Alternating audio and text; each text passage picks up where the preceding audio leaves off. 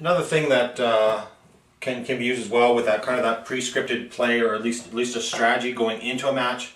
And I actually did this once against Federico Collignon when I beat him in open singles. I think it was, I can't remember what worlds or whatever, but I was the only one to beat him that tournament. He won everything, but I was the only one to beat him, and that was kind of my becoming my arrival on the scene kind of thing, where people started to notice that, well, maybe this Canadian guy does have a bit of game if he can beat Rico.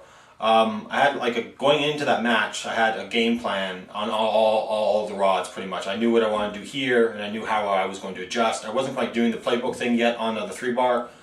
He just kept racing my push side for some reason, and he could never catch up with it, so I don't really know what he was doing there.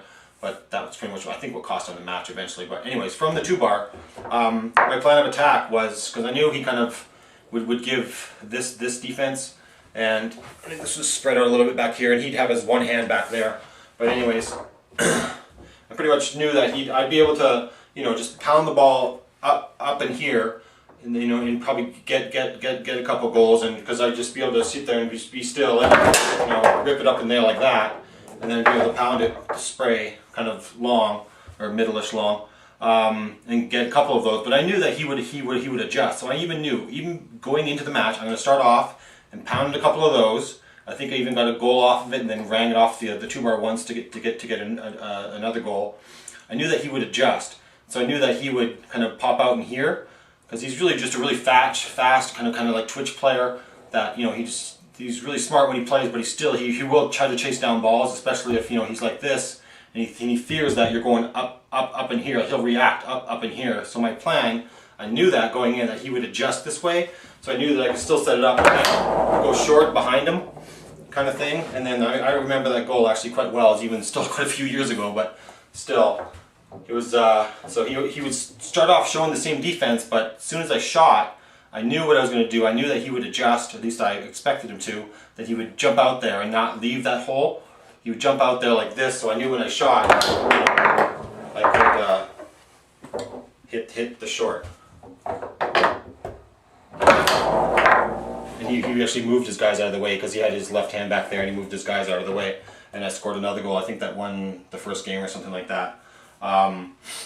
So then definitely had a kind of a plan of attack, kind of like I already knew what I wanted to do, so I had a strategy going into the match, which I think is critical to going into some of these bigger matches. You have to have a strategy, a plan, so you've decided ahead of time what it is you're going to start out with, and then you've also decided how you're going to adjust to that if that's not working, or how you're going to adjust to it, expecting the opponent to adjust to you.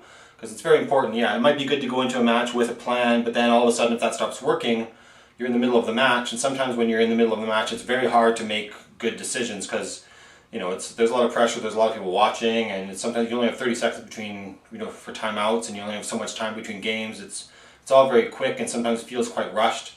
So you don't really have a lot of time to think sometimes. So it's good to have, at least for me, it's good to have all this stuff planned out ahead of time, so I know how I'm starting, and I know how I'm going to adjust. So at least if I know how I'm going to adjust, say I know back here, if I'm shooting at a man, so let's say, for example, I was going to shoot at that guy, expect him to move away.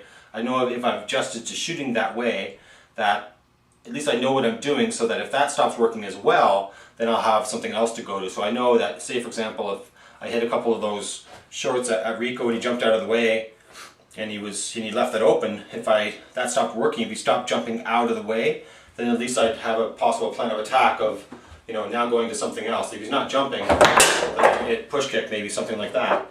That trusting that he's going to stay there, and that hole that he's showing now is actually the one that's open. And I think even within that match, I hit a couple push kick, fake pull kicks. I think, if I remember correctly, there was one that was quite nice. I doubt I can hit it now, but it was the ball was kind of bouncing around. It was one of those, and I hit it. 1 in 10, kind of 1 in 20 shot. But anyways. But at least that was the plan ahead of time, so I knew what it was I was doing. I know which options I was going to be working on. So then it was just a matter of deciding when to bring out those options. And that kind of plays into that fourth fundamental of decide, and then just a matter of executing. And the whole dichotomy between a coach and a player, kind of like that coach is, if you put on that coach hat before a match, or even between games, as to what to tell that player to do. And it's the same person, you're talking to yourself pretty much. At least that's how I approach it. That I kind of ran into that idea talking to a sports psychologist, which just so happens I saw him for a couple of sessions the time just before I beat Rico, so everything fell into place that one time, where I was kind of explaining foosball to him. He didn't know anything about foosball and how it worked, and how, there's no coaches and there's just the players have to pretty much tell themselves what to do. And he was like, for instance, saying, well, no, in order for a player to really play and allow themselves to get into the zone, the brain has to kind of be off and just be open and allow itself just to be the player and not have to think about what they're doing. They just react naturally. Everything just comes to them naturally. There's no forced thought, no analytical thinking.